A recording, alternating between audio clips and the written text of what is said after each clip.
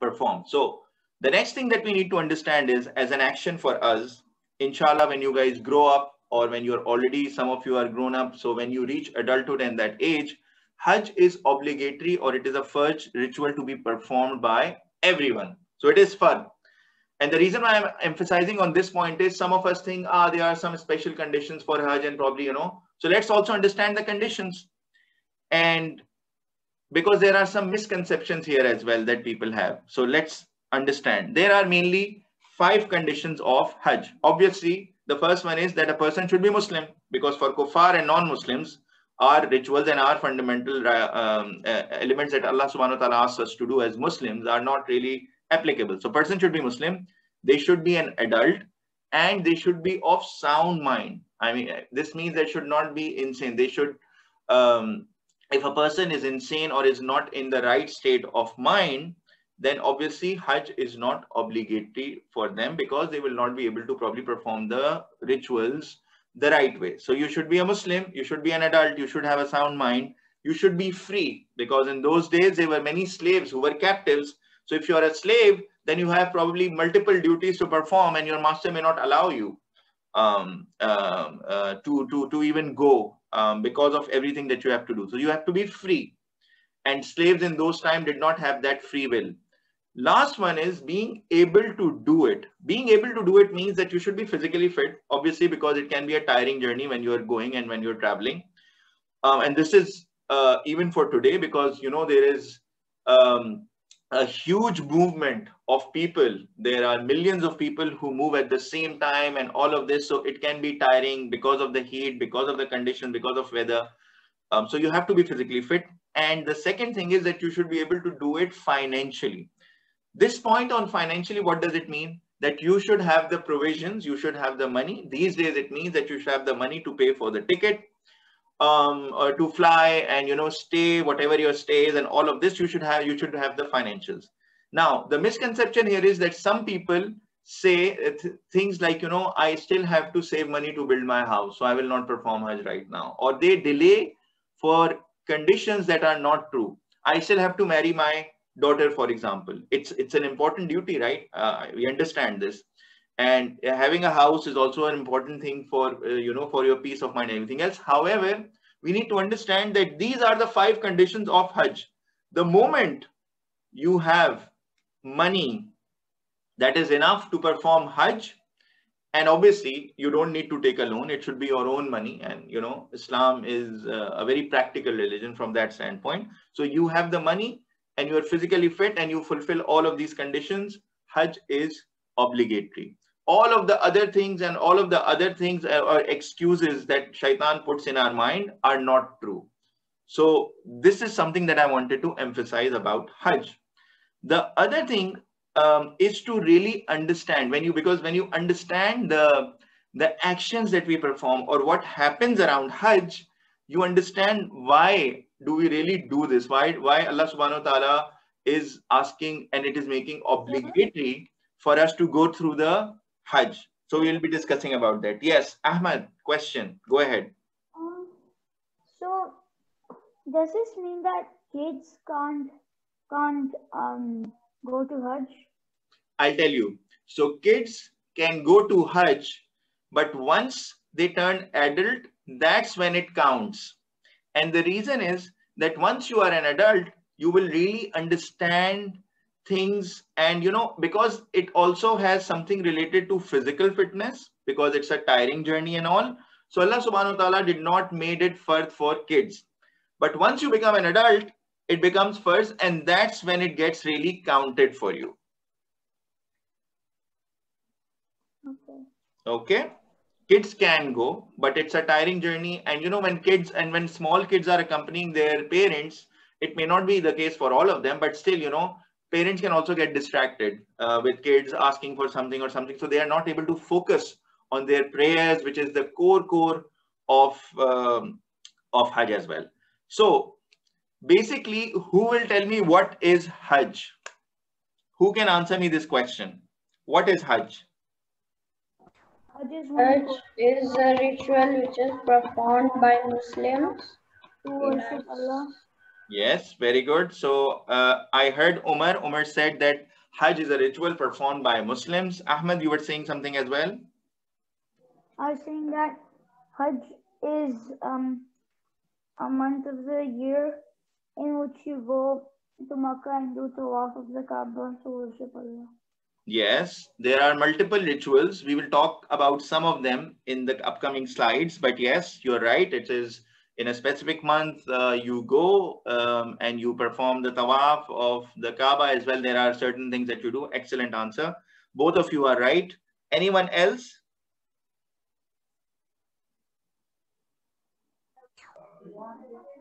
What is Hajj?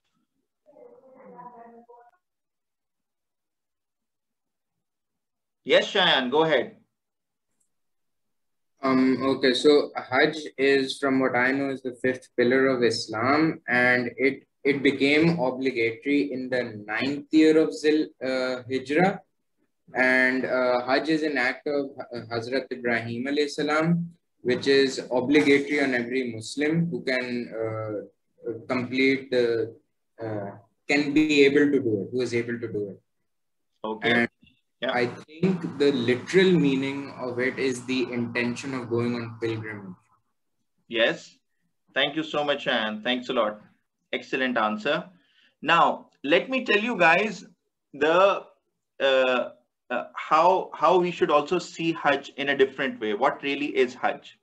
So, if I tell you that Hajj is a practice of life after death, meaning there are things that happen to us during Hajj, or there are elements that are part of Hajj that prepare us for life after that. So this is like a practice for Muslims, that what will happen after you die, and and Allah subhanahu wa ta'ala is bringing that reality to us, closer to us, so that after going through this experience, we correct our lives and we live our lives according to the teachings of Quran and as Allah subhanahu wa ta'ala wants us.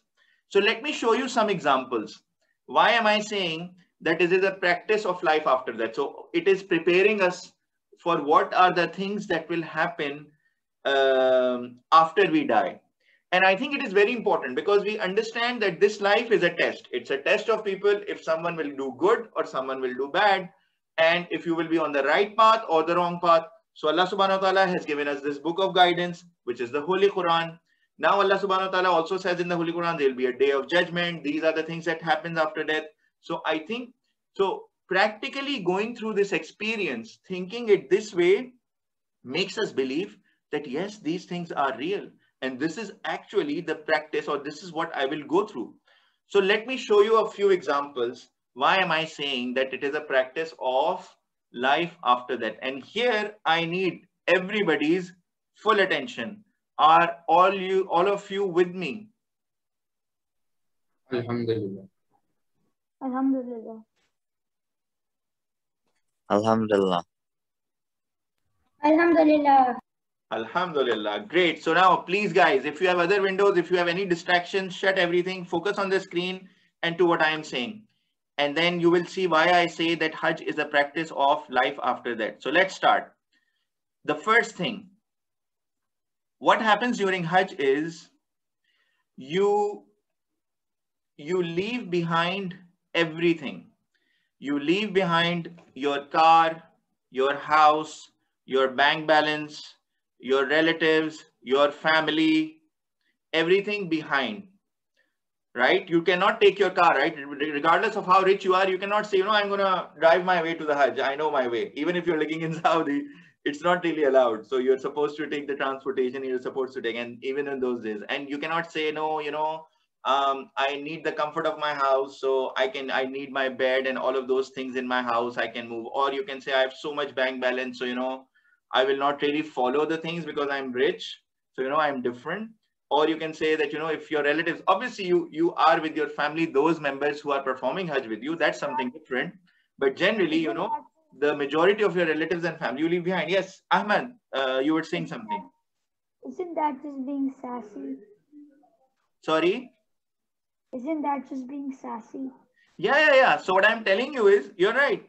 But the thing to focus here is that Hajj, so you cannot be sassy, of course, during Hajj. But what I am saying is, you leave behind everything that you have in this life. Car, house, bank balance, relatives, family, everyone, everything, right?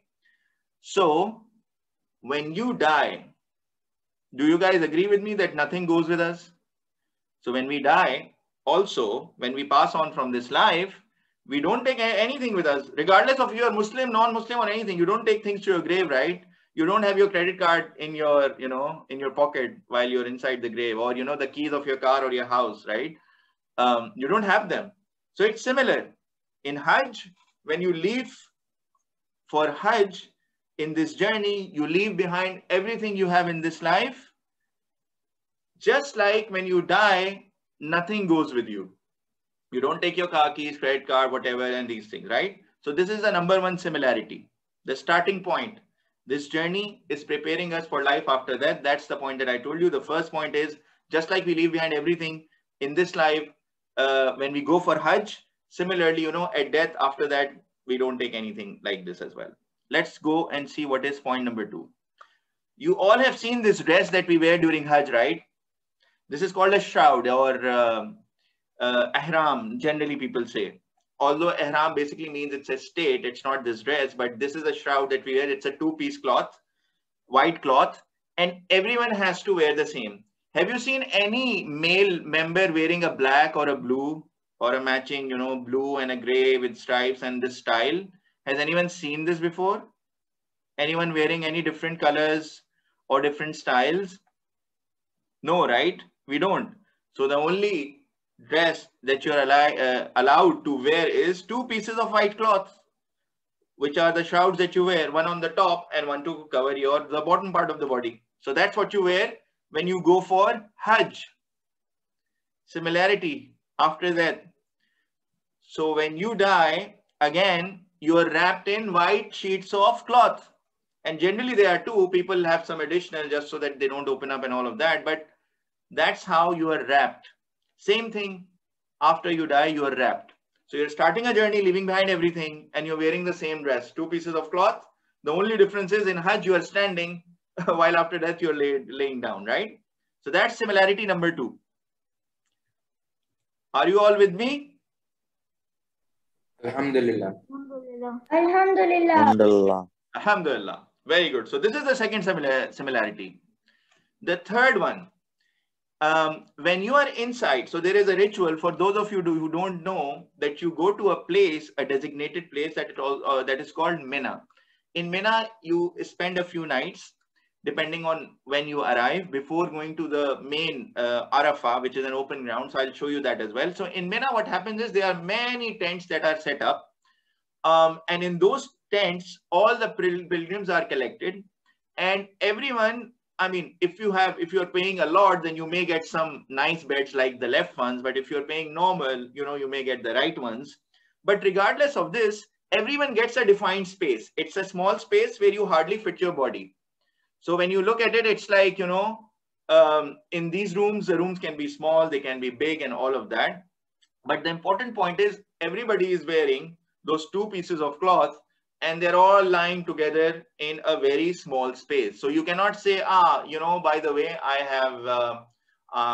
have more money, so I need a premium room, like you do in hotels. I want a junior suite, or I want something else. That's not an option usually. So regardless of how rich you are or whatever, everybody stays equal. And because they have to fit 2.5 or 3 million or millions of people in that space, which is called Mina, the rooms, regardless of big or small, they have these small spaces with sofa beds or with these foams, just like the ones that I'm showing you. And everybody has to fit in this space, because the overall space, the total space, is limited for millions of people to spend time there. So I'll tell you a personal story. Alhamdulillah, I got the chance to perform Hajj. And one of the nights when we were staying there in Mina, I woke up, and when I woke up, I wanted something to drink, and my place was near the door. So I just went out and I drank some water, and I came in. When I came in and I saw people lying there, the thought that was in my mind is, it looked like, because most of the people were sleeping. It was middle of the night. So what it looked like was like, you know, those if you have those bodies, dead bodies lining up in graves. So it looked like a graveyard, open graveyard. And that's when it also hit me. This is the third similarity. When you go to a graveyard, all of the graves have spaces that are equal to the size of the body, right? So all of the people who are dead in the graveyard, if any of one of you, if you guys went and you had a chance to look at a graveyard, all of the graves are almost size of the person who gets buried. And it's similar. The similarity is that in Mina as well, you know, you get these spaces that are almost equal to a person's size. This is the third similarity after death. So when you go for Hajj, you get these places in Mina that are like this. And if you really zoom out and if you think about it, it's like being lined up in graves like a normal graveyard. Now, you guys don't need to be scared about this. The reason I'm making this similarity is because Allah subhanahu wa ta'ala is also preparing us. And there is a hikmah behind Hajj that, you know, we have to be prepared for life after death, so that we are going through this drill during Hajj. But it is very important to understand all of the elements so that, you know, because at times people are distracted. At times people in Mina are chatting, or they're watching videos, or they're just passing time, having fun. What we have been asked to do is to pray and to connect with Allah subhanahu wa ta'ala during Hajj, to have patience with the hardship or the things that we face during Hajj. We should not quarrel, we should not fight, all of these things. But if you have this perspective in mind of Hajj, that this is what Allah subhanahu wa ta'ala is probably preparing me for, this is the training that I am getting, then you stay in the right frame of mind to pray to Allah subhanahu wa ta'ala and say. So this was third similarity. Number 4 is stay at Arafah for prayer. So there is a half a day almost that you spend at a place called Arafah, which is like an under open sky. Regardless of hardship of weather, you have to stand there and you have to keep praying to Allah subhanahu wa ta'ala. And this is the full view. You see those roads, people are coming out from the top. I mean, this is the main road that connects you from Mina to Arafat. So all of us are supposed to come and move and stay for that half a day praying from Dhuhr until, you know, before Maghrib, you have to actually arrive there and you have to spend there. And there's a place called Muzdalifah, which is a closer place to Arafah, and you have to spend the night. But the point here is, so you see, this is the closer view. Everybody in the same dress, two-piece cloth, is now arriving and standing there. It is similar to the Day of Judgment. We will be standing similarly on the Day of Judgment in front of Allah subhanahu wa ta'ala and waiting for the result of the test that we lived during this dunya, during this world. So if we were on the right path or on the left path, we will get those results. With this Hajj, with this opportunity, assembling at Arafah, this is our opportunity to pray to Allah subhanahu wa ta'ala, because on the Day of Judgment, we will not get time. Allah subhanahu wa ta'ala, we've already seen in the previous ayahs that the time will be over. We won't have time. So this drill, this practice of Hajj, going to Arafah, reminds us that one day we will stand in front of Allah subhanahu wa ta'ala, all of us, all the humanity like this. And that plain is also called plain of Arafah. So this is also Arafah that is preparing us for that day and showing this to us as a reality, as a practice. Shayan, you had your hand up. You have something to say? I was just telling that this was when everyone will be lined up on plane. Correct. That's what. You're right. Spot on. So this is the fourth similarity of life after death, right? So this is another similarity, and there can be many more, by the way, as well. These are some of the ones that I put here in our limited time during this class. So this is the one that is preparing us for that Day of Judgment in Arafah, when we will be standing. And if you really feel this, that one day I'll be standing in front of Allah subhanahu wa ta'ala after death, and I would be waiting anxiously if I got the heaven or not, and I'd be praying that, you know, I don't get hell or get entered into that. So this day gives you that feel, and you pray to Allah subhanahu wa ta'ala for forgiveness, for mercy, for everything that you have done in your life, which is why the hadith that we learned before of Prophet Muhammad sallallahu alaihi wasallam saying that Hajj Mabrur, or Hajj that gets accepted, takes you to paradise. Because imagine if you're praying like this, and Allah subhanahu wa ta'ala definitely listens to our prayers, and definitely He loves us. then we can really be hopeful for his blessings so that we enter paradise. This is point number 4. The last point that is not really directly related to life after that, but what this is the culmination of us. So now you have spent time to Arafah, half a day, then you spend the night. There's a place called Muzdalfa. You are open again in front of the sky. Everybody is just lying there, and then you leave that after praying Fajr or before Fajr. Some people there. Sir? Sorry, yes, go ahead. Don't you collect rocks in Arafah and then come here and throw rocks? You're right. So you can collect those small pebbles. Usually you're asked to collect those from Muzdalfa, the place where you spend the night, and then you come and here and stone the shaitan. Now, a lot of people focus on how should I stone the shaitan, and this is the shaitan, and this is the pillar, and all of this. There are 3 pillars. What we need to realize is, what is the meaning of this stoning shaitan at Jamarat? What should we keep in mind? What we are trying to do actually is, we are negating the ways of shaitan. Who will explain to me what does it mean about negating the ways of shaitan? Why are we performing this act actually, which is towards the close of Hajj? After you have spent the night at Arafah, this is the last part of Hajj. Why are we doing this act? Who can explain it to me? What does it mean by negating the ways of shaitan? Go ahead. Whatever comes to your mind, guys. There's no right or wrong answer. Go ahead. So when you hit it, then you stop shaitan from coming into your heart. Okay, so that's a very good perspective. So basically, when you're hitting the stone, you're stopping shaitan to coming inside your heart and giving you those waswasas. That's a very good answer, Ahmed. Who else? What do you guys think? Negating the ways of shaitan. What does this mean? This is also what Prophet Ibrahim did. Yes, that's correct. But I'm also asking for the meaning. So I think you have given us a very good meaning. That is, you don't want shaitan to enter your heart. So this is very good. Anyone else? Yes, you're taking your anger out of shaitan. Sorry, what did you say, Ahmed? I think you're getting revenge on him. Revenge? Yeah.